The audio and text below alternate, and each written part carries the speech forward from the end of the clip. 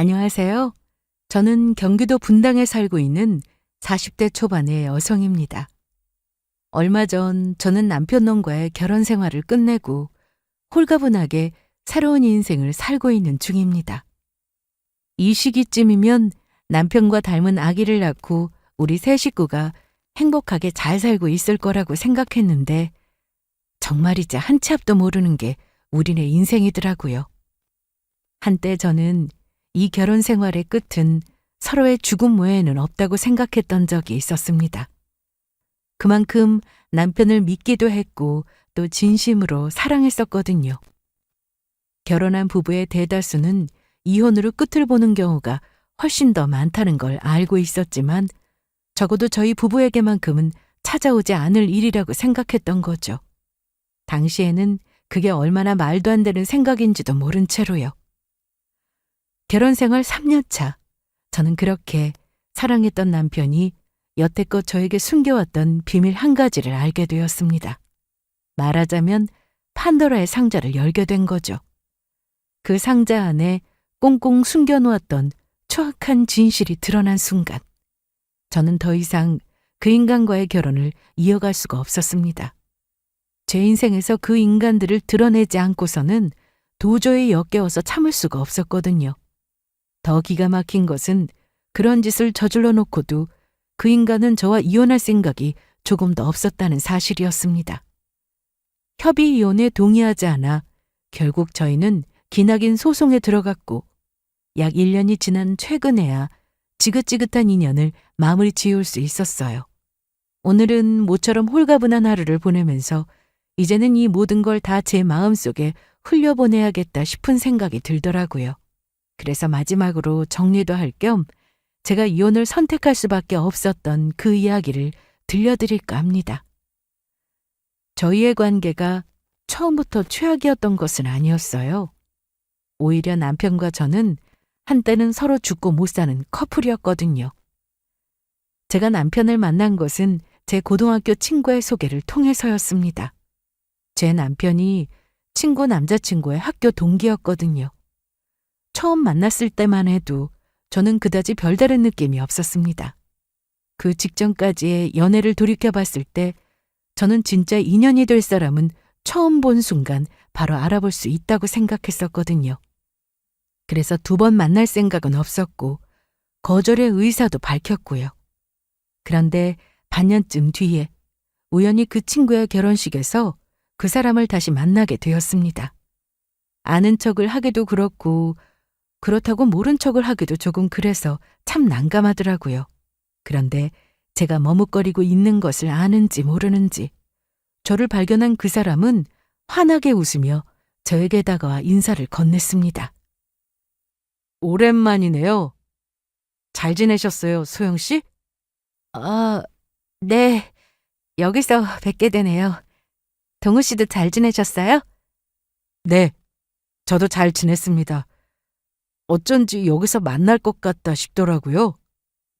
아무렇지도 않게 와서 밝은 목소리로 대화를 이어나가는데 어쩐지 그 사람이 예전과는 조금 달라 보였어요.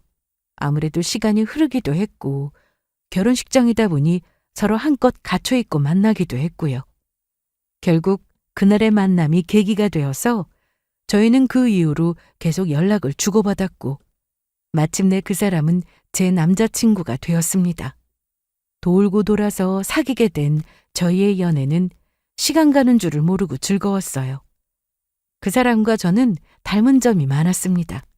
저희는 성격도 비슷했고 대화를 나누어 보면 평소에 생각하는 부분이라든지 성향 같은 것도 비슷했어요. 가끔씩 신기하지 않아? 사람이 이렇게까지 잘 맞을 수 있나? 그러게. 나도 자기가 전생에 잃어버렸던 내 쌍둥이 동생 같다는 생각 가끔 해. 거기다가 그 사람은 저에게 거의 헌신에 가깝다 싶을 정도로 잘해주었어요.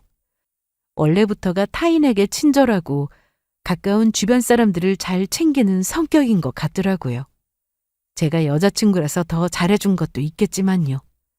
어쨌거나 이렇듯 서로 닮은 부분이 많은 데다가 저에게 헌신적으로 잘하기까지 하니 불만이랄 게 있을 수가 없었습니다.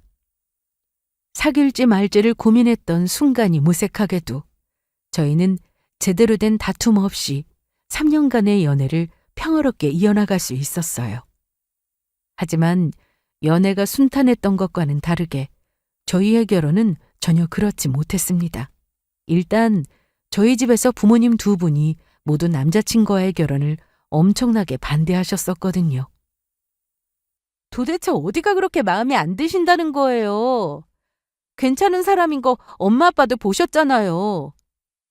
그래, 사람은 괜찮아 보이는 것 같더라. 그래도 그것만 가지고 결혼한다는 건 말도 안 된다. 결혼할 사람을 찾을 때는 여러 가지를 두루 살펴야 하는 법이야. 다른 거 다 제쳐두고 지금 나이가 얼마인데 모아둔 돈이 얼마라고? 기가 막혀서 정말. 결혼할 생각이 있다는 사람이 돈을 그렇게나 써댔다니? 걔 정말 너랑 결혼하고 싶은 마음이 있는 거 맞고? 그건 전에 제가 말씀드렸잖아요. 그건 남자친구 잘못이 아니라니까요. 집안이 어려운데 남자친구네 부모님 빚 때문에 그렇게 된 거라고요. 그러니까 더 안 될 말이지. 그쪽 부모님이 노후 준비가 하나도 안 되어 있다는 말인데 결혼하고 나서도 제 부모 도와야 한다고 할 것 아니니? 남자친구는 성실한 사람이었습니다.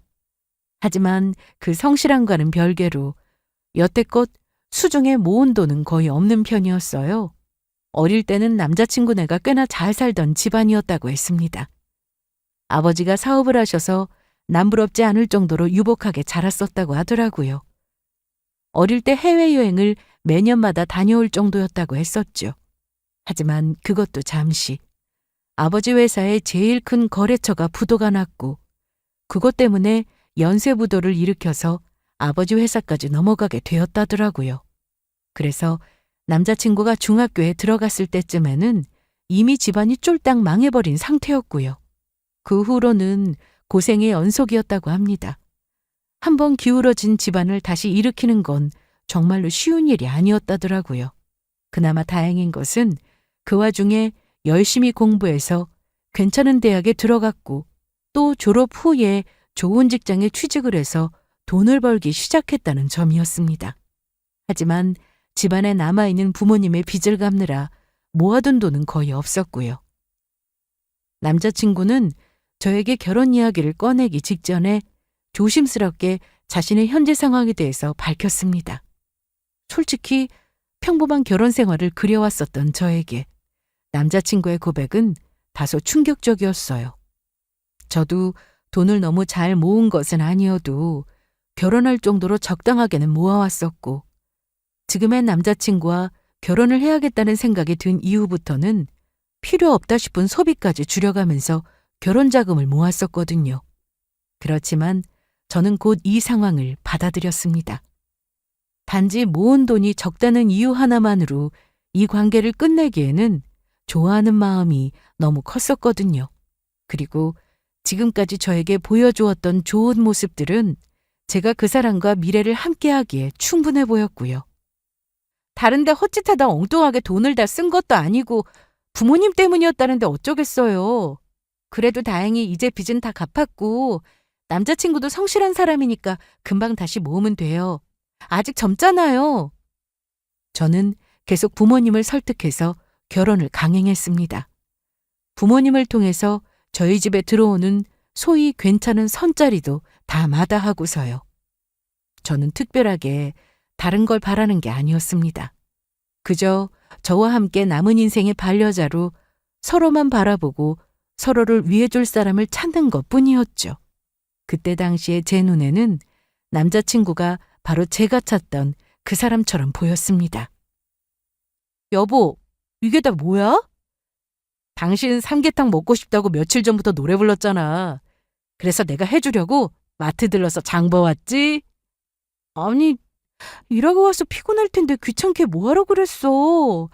삼계탕 그냥 집으로 배달시키든지 아니면 나가서 사 먹자는 이야기였는데. 됐어. 밖에서 먹는 음식 별로 맛있지도 않는데. 삼계탕은 또 내가 기가 막히게 만들잖아? 당신은 가서 씻고 거실에서 TV나 보면서 좀 쉬고 있어. 내가 금방 만들어줄 테니까. 고마워.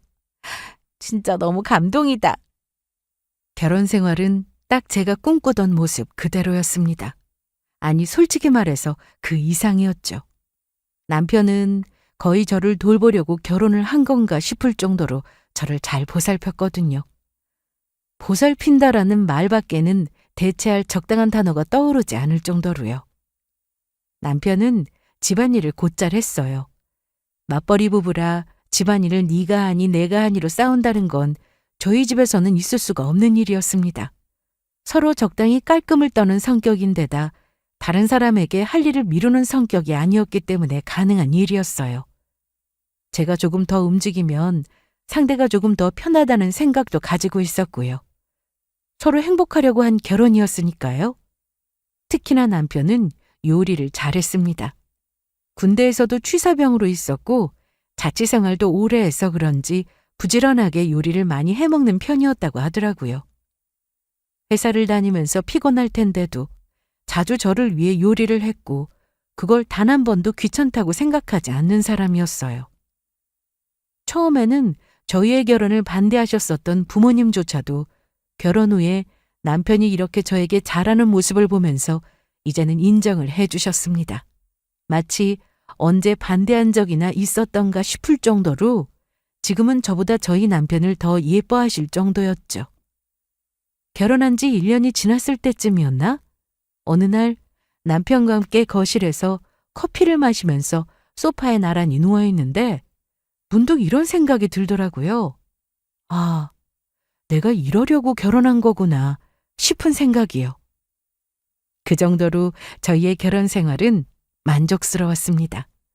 더할 나위 없이 행복했고요. 하지만 두 사람의 마음이 잘 맞다고 해서 모든 걸 다 가질 수 있는 건 아니더라고요. 너무나도 당연한 일이지만요.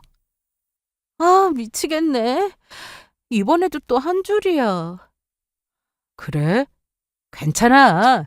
너무 실망하지 말자, 우리. 그게 어디 그렇게 쉽게 되겠어? 나는 이번에는 진짜 초기 임신 증상이 있는 것 같아서 기대했었단 말이야.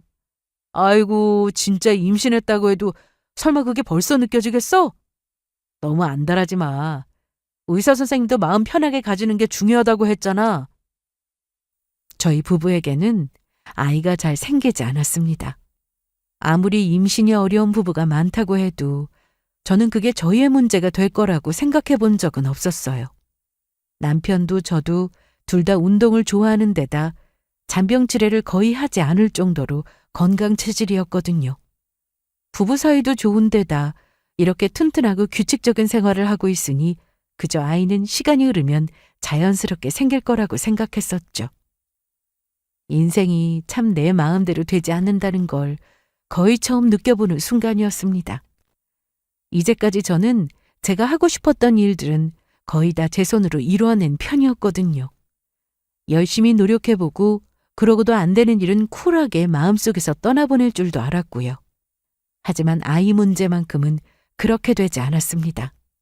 일단 남편이 아이를 너무 원했고요. 저는 남편만큼 아이가 간절했던 것은 아니지만 남편을 사랑했기 때문에 남편을 닮은 아이를 낳아주고 싶기도 했어요. 결혼 생활이 2년이 지날 무렵 결국 저희는 시험관을 하기로 결정했습니다. 남편이 저보다 연상인지라 나이가 이미 40대 중반을 향해 가고 있기도 했고요. 기왕 할 거라면 하루라도 더 젊을 때 하는 게 낫겠다 싶더라고요. 시험관을 결정하고 나서부터 남편과 의논한 끝에 저는 다니던 회사에도 퇴사 신청을 했습니다. 원래는 그냥 다닐까, 그것도 아니라면 퇴사 말고 휴직 신청을 할까도 고민을 했었어요. 하지만 제 업무 특성상 휴직을 한다고 해도 제가 계속 봐줘야 하는 일들이 있어서 연락을 받게 될 것 같더라고요. 실제로도 이 회사를 다니면서 해외로 휴가를 갔을 때도 노트북을 들고 업무 처리를 하고는 했었고요. 그래서 기왕 임신 준비 때문에 쉴 거라면 그냥 이참에 제대로 쉬자 싶었습니다. 사실 시험관 준비를 하면서는 병원을 계속해서 몇 시간씩 오가야 하는데 회사를 다니는 상태로는 그것도 여의치가 않기도 했고요. 오늘은 하루 종일 뭐하고 보냈어? 어제 한 것들이랑 똑같지 뭐. 청소 좀 하고 설거지 좀 하다가 TV 보고 멍 때리고 낮잠 자고. 여보, 나 하루 종일 집에만 있으니까 너무 지겨워. 언제는 쉬니까 너무 좋다면서?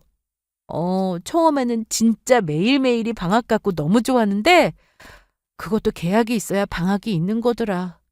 오늘 너무 할 일이 없어서 대청소했잖아. 하지만 사람 마음이 참 간사한 게 마냥 쉰다고 또 편한 게 아니더라고요. 지금까지 일 중독 수준으로 일을 하다가 하루아침에 정년퇴직을 한 사람들의 심정을 알 것만 같았죠. 하지만 할 일이 없어서 지겹다는 제 말에 남편은 그저 웃기만 했습니다. 어차피 아기 가지면 한 몇 년 동안 이렇게 쉴 틈도 없을 거야. 마지막이라고 생각해. 그런가? 그렇겠지? 당연하지. 정 심심하면 친정이라도 잠시 가 있든가. 아니면 뭐 가벼운 취미 생활이라도 해. 당신 좋아하던 그림 그리기 같은 거 말이야. 매일 이러고 있을 수는 없으니 뭐라도 좀 찾아봐야겠다. 하지만 지겹다던 그 말도 거짓말처럼 얼마 지나지 않아서 저는 시험관 시술의 부작용에 시달리게 되었습니다.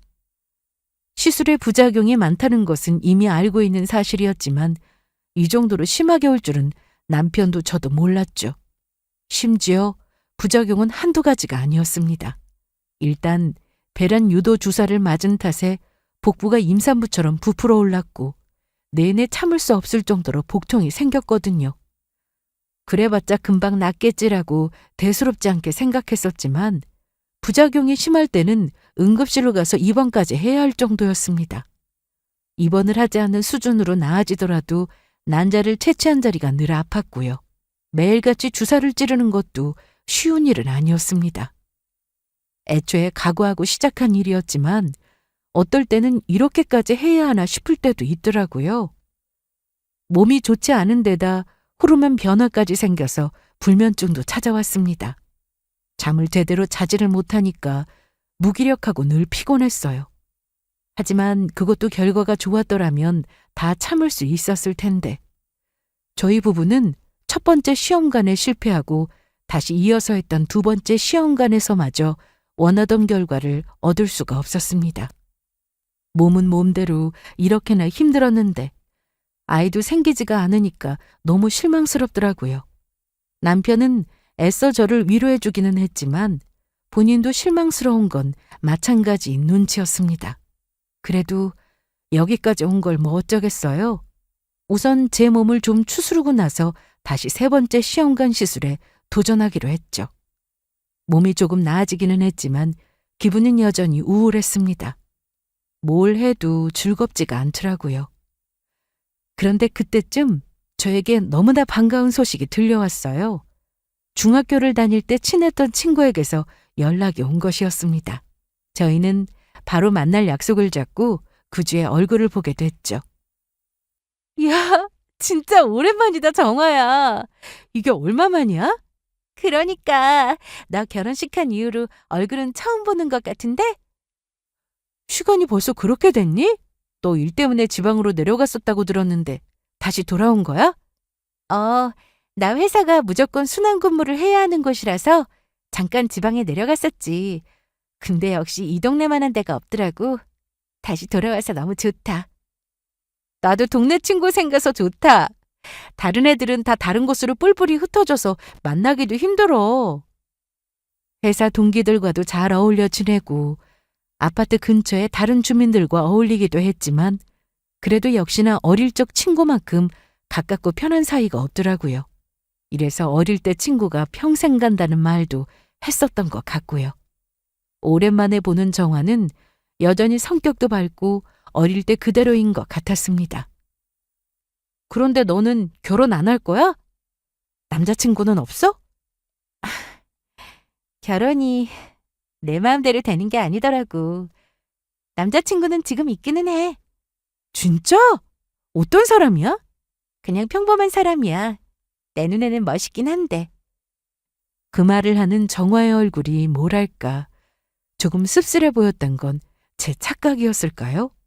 자세하게 물어보지는 않았어도 그동안 이 친구에게도 많은 일이 있었겠구나 싶더라고요. 결혼이라는 게 마음대로 되는 건 아니라는 건 저도 누구보다 잘 알고 있었고요. 어쨌거나 그 뒤로 저희는 종종 시간이 맞을 때 만나서 같이 맛집도 다니고 산책도 하면서 좋은 시간을 보냈습니다. 결혼한 이후로는 저와 이런 시간을 보내주는 건 거의 남편이었는데 친구와 보내는 시간도 참 좋더라고요. 가끔 남편이 출근하고 나면 저희 집에 초대를 해서 같이 커피를 마시기도 했고요. 친구는 집이 좋다는 이야기를 몇 번이나 반복했습니다. 자기도 나중에 결혼하고 나면 이렇게 꾸미고 살고 싶다는 이야기도 했었죠. 그러던 어느 주말 저는 남편과 함께 동네에 새로 오픈했다는 브런치 가게에서 식사를 하고 있었습니다. 날씨가 좋아서 저희는 야외 테라스가 있는 도로 쪽 자리에 앉았어요. 맛집은 어떻게들 다들 알고 찾아오는지 이미 다른 자리는 거의 만석이더라고요. 나는 아무거나 다 상관없으니까 자기 먹고 싶은 거 시켜. 그럼 브런치 A세트랑 B세트 2개로 시킬까? 서영아! 한참 메뉴판을 들여다보고 있는데 그때 누군가가 뒤에서 제 이름을 부르는 소리가 들렸습니다. 퍼뜩 고개를 들었더니 정화가 반가운 눈으로 저를 보고 있더라고요. 저는 얼른 손짓해서 친구를 이쪽으로 불렀습니다. 뭐야? 너도 여기 밥 먹으러 왔어? 여기 새로 열었는데 맛있다고 하길래 구경이나 할까 싶었지. 안에 자리 없던데. 우리랑 같이 먹자. 여보, 괜찮지? 저희를 지켜보고 있던 남편은 제 말에 얼른 자리에서 일어나 제 친구에게 안쪽 자리를 양보했습니다. 당연하지. 반갑습니다. 소영이 남편입니다. 어머, 안녕하세요. 저는 소영이 친구 김정화예요. 말씀 많이 들었어요. 이거 무슨 말을 했을지 갑자기 긴장되는데요. 그런데 두 분이서 식사하시는데 괜히 제가 끼는 것 같아서 죄송하네요. 아유, 아닙니다. 그래, 죄송할 거 뭐 있어. 안에 빈자리도 없더라. 이참에 서로 인사도 하고 좋지 뭐. 안 그래도 너 소개해 주려고 했었는데.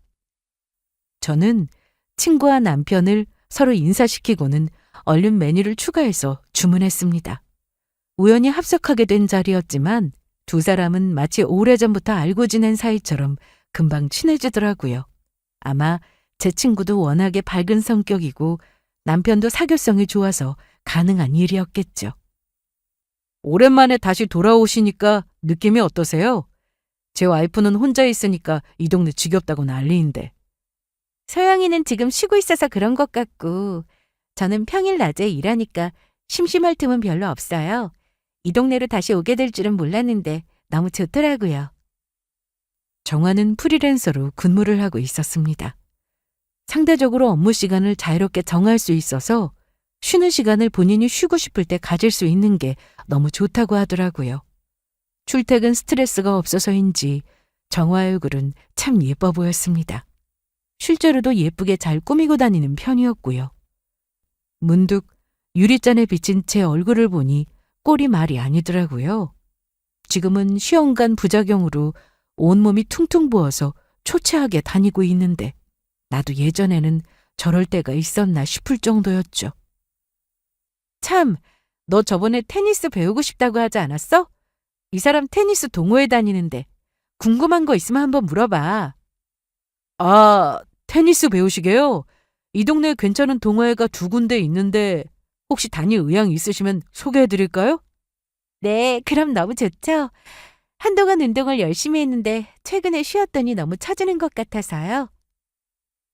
두 사람은 뜻밖에도 테니스 이야기를 의기투합했고 그 주제로 한참 즐거운 대화를 나누었어요.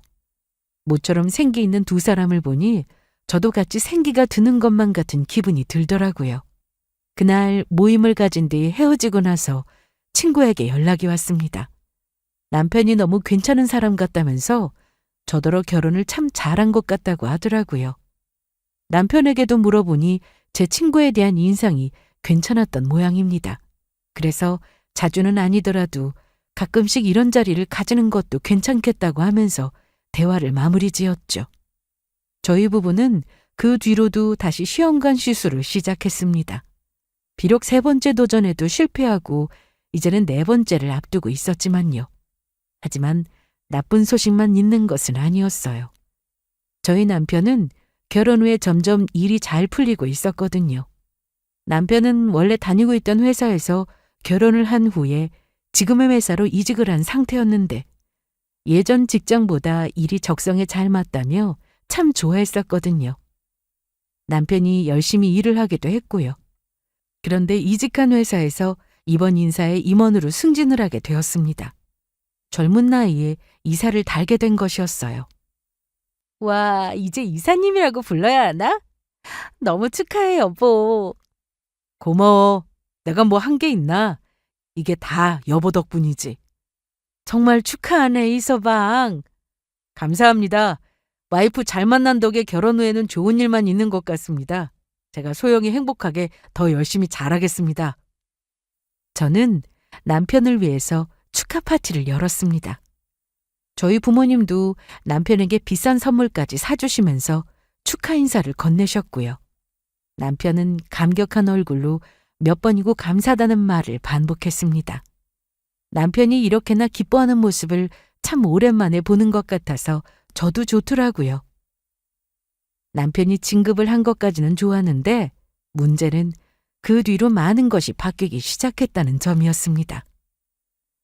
맞벌이를 할 때는 몰랐었는데 집에서 쉬고 있자니 보이지 않던 게 보이기 시작하더라고요.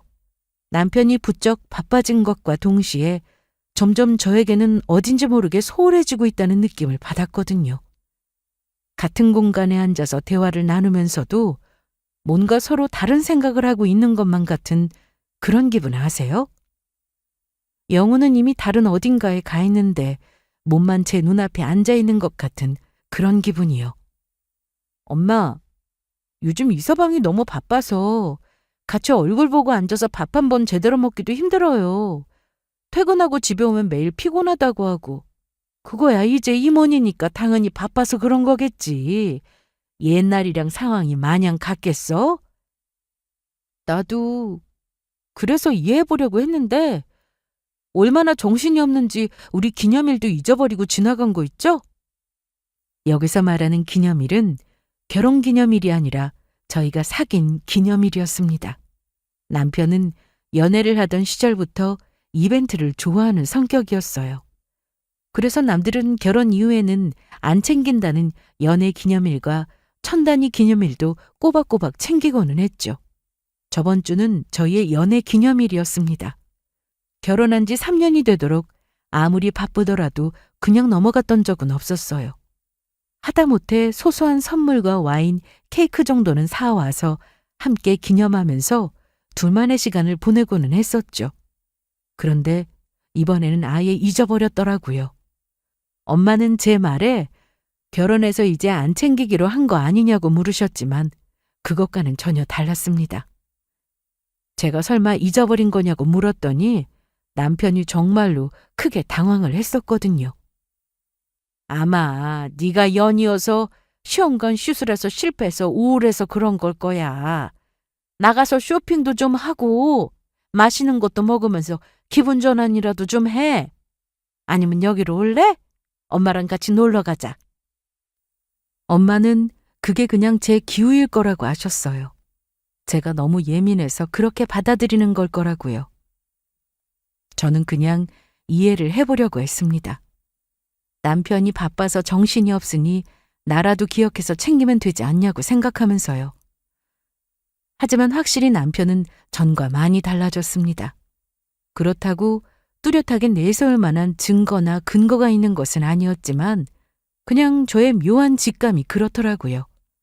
전과 다르게 부쩍 줄어든 대화라든가 유난히 피곤해하며 주말에도 잠만 자는 모습이라든가 하는 것들이요.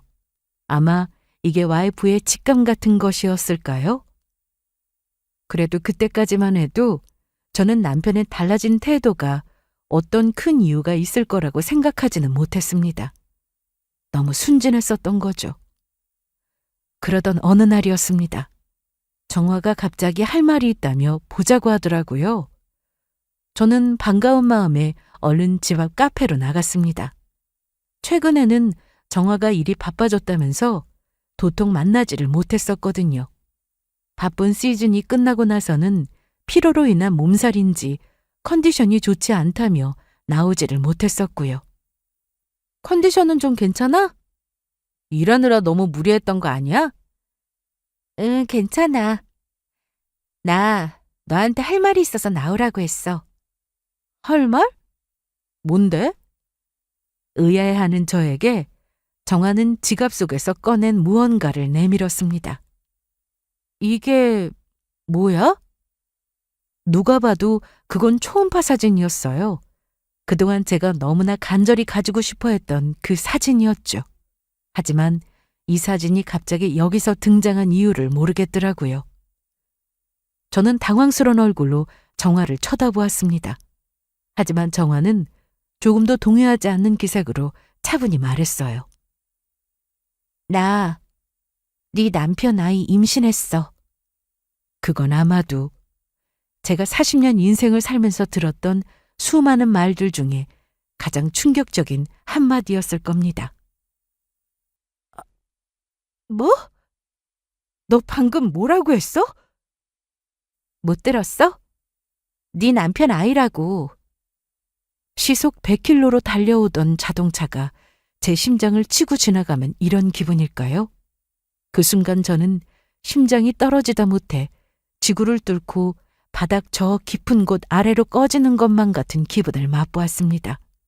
기가 막혀서 잠시 고개를 숙이고 있는데 무릎 위에 올려두었던 제 손이 벌벌 떨리고 있는 게 보이더라고요. 그러니까 지금 내 남편이랑 잤다는 거야? 맞아. 너 남자친구 있다고 했잖아. 설마 그게... 동우 씨야. 정화의 입에서는 끝내 제 남편 놈의 이름이 튀어나왔습니다. 그동안 저에게 무수히 언급했었던 그 남자친구의 존재가 사실은 내 남편이었다니. 그럼 도대체 저 둘은 언제부터 바람을 피우고 있었다는 말이었을까요? 저는 순간 밀려드는 역겨움에 입을 틀어막고 화장실로 달려갔습니다. 아까부터 속이 내내 좋지 않았는데 더는 참을 수가 없었어요. 화장실에서 한참을 개어내고 나서 비틀비틀 일어나 멍하니 세면대에 있는 거울을 쳐다보았습니다. 거울 속에 저와 눈이 마주쳤는데 눈물이 나더라고요. 그 속에 있는 초췌한 저의 모습이 너무나 불쌍해서요. 심장이 터질 것처럼 쿵쾅대며 뛰고 있었습니다. 저는 크게 심호흡을 내뱉으면서 눈물을 닦고 다시 자리로 돌아갔어요. 정화는 태어난 얼굴 그대로 제 앞에 팔짱을 끼고 앉아 있었습니다. 좀 괜찮니? 지금 그게 궁금해? 그래서 나한테 할 말이 뭔데? 그래, 서로 말 돌릴 것 없이 그냥 단도직입적으로 결론부터 이야기할게. 너 동우 씨랑 이혼해. 너도 이렇게 된 마당에 구질구질하게 그 사람 붙들고 있을 이유 없잖아. 이혼을 하라고? 맞아. 솔직히 자연스럽게 이혼할 때까지 내가 더 기다릴 생각도 있었거든. 동우 씨가 갈팡질팡하면서 영 정리를 못하더라고. 그런데 지금은 상황이 완전히 달라졌잖아. 더 이상은 나도 못 기다리겠더라고. 뭐가 달라졌는데? 아기. 우리 사이에 아기가 생겼잖아. 정화는 그 말을 하면서 본인의 배를 습관처럼 쓰다듬었습니다. 그것도 벌써 4개월이라고 하더라고요. 워낙에 마른 체형이라 그동안은 전혀 티가 나지 않았었고 임신 사실을 알고 보니 이제야 조금 티가 나는 정도였습니다. 정화가 이 동네로 이사를 왔다며 저에게 연락을 해왔던 것은 거진 8개월 전이었습니다. 두 사람이 만났던 것은 그보다 훨씬 더 전이라고 했고요. 둘이서 내 뒤에서 그 짓거리를 하고 다니니 좋았어? 양심에 찔리지는 않았고? 그게 내 탓이야? 동우 씨는 그렇게 애를 원하는데 못 채워주는 네 탓이지? 너희가 바람 피운 게 내 탓이다. 솔직히 너랑은 별짓을 다 해도 안 생기는 애가 나랑은 이렇게 쉽게도 생기는 걸 보면 그런 것 같지 않아? 거기다 지금 네 상태를 좀 돌아봐. 네 남편이 널 여자로 느끼겠어? 사람이면 정이 떨어지는 게 당연하지 않을까? 그 말을 듣는데 저는 점점 피가 차게 식어가는 기분이었습니다. 오히려 상대방이 저렇게 적반하장으로 나오니까 눈물도 나오지를 않더라고요. 문득 임신 4개월이라는 말이 다시 머리를 스쳐 지나갔습니다. 그건 그동안 저에게 이 사실을 말할 시간이 적어도 몇 달은 있었다는 이야기였어요. 하지만 정화는 그러지 않았습니다. 저는 이제야 저에게 이 사실을 밝히는 이유를 알 것만 같더라고요. 최근에 바뀐 건 딱 하나밖에 없었거든요. 그건 남편이 임원을 달았다는 사실이었죠. 저는 그 사실을 떠보기 위해서 말을 꺼냈습니다. 웃기는 소리 하지 좀 마. 누구 좋으라고 내가 이혼을 하겠어? 너 진짜 구질구질하게 왜 이러니? 너 이런 애 아니었잖아. 설마 남편 월급 아쉬워서 그래? 알겠어. 그럼 1억 줄 테니까 꺼져줄래? 그 정도면 만족하겠어? 뭐? 정화는 제가 한심하다는 얼굴로 저에게 설교하듯이 말을 이었습니다. 어차피 혼인기간이 짧아서 재산 분할을 해봐야 얼마 되지도 않아. 소송해봤자 겨우 위자료 2천 수준일 거고 1억 줄 테니까 그거라도 받고 이혼하는 게 이득 아니야? 말하는 걸 보아하니 이미 이혼 소송에 대해서도 많이도 알아본 것 같더라고요. 저는 그 순간 박수를 치며 크게 웃었습니다. 남편 월급 운운하는데 제 생각이 맞았구나 싶더라고요. 하도 깔깔거리며 웃어서 카페 안에 있는 사람들이 전부 다 말을 멈추고 이쪽을 돌아볼 정도였어요. 순간 정화가 당황한 얼굴로 저에게 질책하듯 말했습니다. 미쳤어? 사람들 다 쳐다보는데 교양 없이 왜 이래? 아니, 너무 웃겨서. 그래, 축하해. 임신한 것도 너무 축하하고. 네 말대로 이혼해 줄게. 걱정하지 마. 정말이야? 그래. 근데 좀 더 자세히 알아보지 그랬어. 만나면서 평소에 속 깊은 대화가 영 없었나? 무슨 소리야? 알아듣게 말해. 우리 남편 월급은 내가 주는데 너 그건 몰랐었구나. 정화는 이해를 못한 얼굴로 저를 쳐다보았습니다. 안타깝게도 제가 한 말은 모두 사실이었어요. 정화에게는 마른 하늘의 날벼락 같은 소식이었겠지만요. 남편이 이직해서 다니고 있는 회사는 제 아버지 회사였습니다.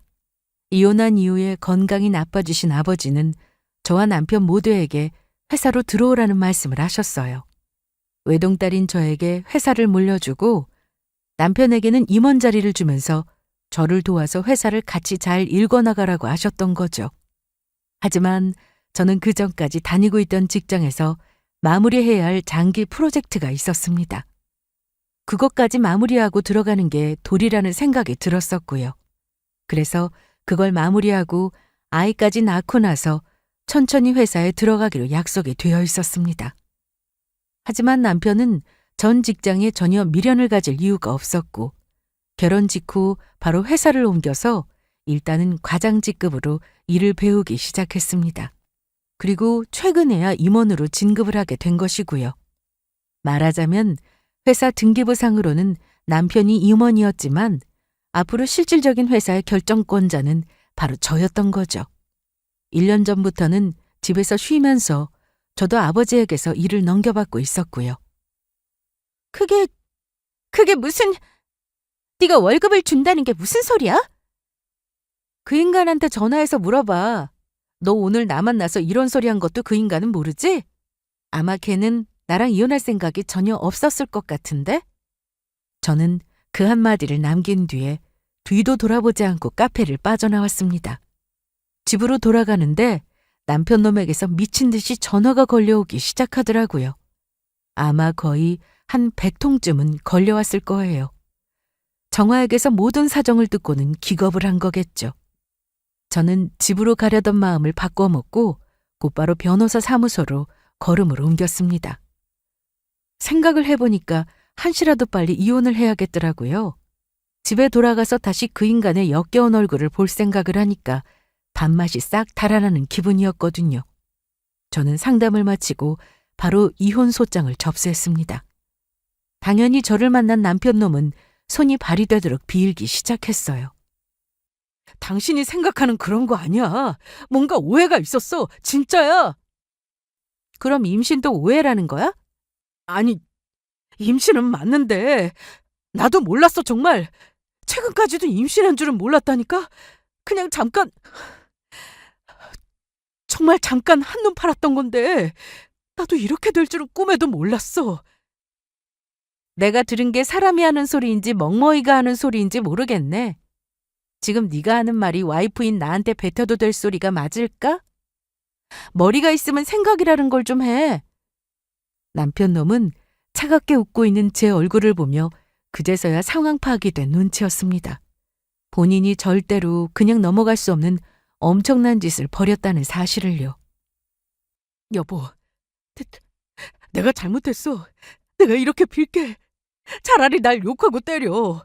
그래도 내가 사랑하는 거 당신밖에 없어. 당신도 알잖아. 제발, 이혼은 절대로 안 돼. 소영아. 그 생각은 내 뒤에서 날 기만하면서 추잡스럽게 그런 짓을 벌이기 전에 했었어야 하지 않을까? 소영아, 제발, 내가 잘못했어. 한 번만 용서해줘. 다시는 이런 일 없을 거야. 당연히 다시는 그런 일이 없겠지. 이혼하고 나면 네가 누구랑 뭔 짓을 하든 나랑은 상관이 없으니까. 하지만 남편놈의 발악은 거기서 그치지 않았습니다. 유책 배우자인 주제에 절대로 이렇게 이혼할 수 없다며 이혼으로 결론이 난 1심에서도 항소를 하고 별짓을 다 하더라고요. 그 때문에 저는 이혼 소송을 한참이나 더 지속해야만 했습니다. 정말 끝까지 제 인생에 도움이 안 되는 인간이더라고요. 남편놈은 당연히 회사에서도 잘렸고 곧 맨몸으로 쫓겨나게 되었습니다. 나중에 알게 되었지만 정화랑도 사이가 멀어진 모양이더라고요. 건너 들은 소식에 그 일이 있순으로부터 몇 달 뒤 애는 낳았다고 했지만 둘이서 재혼은 하지 않았다고 들었고요. 아마도 상의도 없이 저에게 마음대로 불륜과 임신 사실을 알린 일로 다투게 되어 둘이서 돌아오지 못할 강을 건넌 모양이었어요. 애초에 그 인간은 이혼을 할 생각이 없었다는 말이 맞았을지도요. 최근에는 둘 다 도망치듯이 집을 정리하고 아예 다른 지방으로 멀리 떠났다고 하더라고요. 이것도 별로 궁금하지는 않았지만 가깝게 지내는 부동산 아주머니가 자신의 일처럼 화를 내시며 알려주신 사실이었습니다. 기나긴 이혼 소송이 모두 종지부를 찍은 후에 저는 이제 드디어 자유의 몸이 되었어요. 남편놈에게는 위자료 3천만 원이, 상간녀 소송으로 정화에게는 정신적 위자료 3천만 원이 청구되었어요. 그깟 돈 몇 푼 받아도 안 받아도 그만인 금액이었고 제가 받은 상처에 비하면 억만금을 준다고 한들 치유가 될 돈은 아니었습니다. 하지만 뭐가 됐든 징벌의 의미로 그 돈을 받아내고 이혼소장에 기록을 남기고 나니 조금 후련하기는 하더라고요. 혼자가 되고 나니 40년 제 인생을 다시 돌아보게 되었습니다. 둘이었을 때는 정작 제가 누구인지, 제가 어떤 걸 좋아하는지, 어떤 방향으로 나아가고 있는지 생각해 볼 여유도 이유도 없었던 것 같아요. 지금은 시간이 남아 돌아서 그런지 혼자서 차분하게 일기를 쓰면서 이런 것들을 생각해 보고는 합니다. 예전에는 임신이 되지 않아서 매일 몸도 마음도 힘들었었는데 지금 생각해 보니 엄마에게 이런 일이 있을 것을 걱정해서 아기가 찾아오지 않았던 게 아닌가 싶기도 합니다. 저는 이제 잘 지내고 있어요. 그동안 시험관 시술로 많이 상했던 몸도 그리고 충격을 받았었던 마음도 잘 회복하고 있고요. 때때로 남편놈이 생각날 때마다 화를 내시는 부모님을 말리느라 조금 힘이 들 때도 있기는 한데 이것도 시간이 차츰 해결해 주겠죠. 취미를 가져보는 게 정신건강에 좋다는 상담사의 말에 최근에는 미술학원을 다니면서 그림 그리기를 다시 시작했어요. 어릴 때는 그렇게 다니기 싫었던 학원이었는데 나이 들어서 다시 시작하니 왜 그렇게 재미가 있는지 역시 사람의 취향은 변하기 마련이고 사람의 마음도 변하기 마련이라는 생각이 들더라고요. 이것 말고도 저는 엄마랑 같이 요가를 시작했습니다. 참 본격적으로 회사에도 출근을 시작했고요. 지금은 아버지에게서 열심히 일을 배우고 있죠. 역시 저는 쉬는 것보다 뭐라도 일을 손에 잡고 있어야 하는 체질인가 싶더라고요. 요즘은 저를 잠식했던 무기력에서도 빠져나와 활기차게 하루하루를 감사하며 보내고 있습니다. 저의 이야기는 여기까지예요. 들어주신 모든 분들에게 감사드립니다.